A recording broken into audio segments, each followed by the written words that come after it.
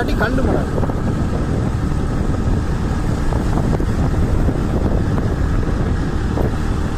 எல்லா இடத்துலையும் பாருங்க. அதான் காடுகளுக்குள்ள ஈச்ச அதுதான் இந்த லேண்டுக்காக தான் பொருத்தம்.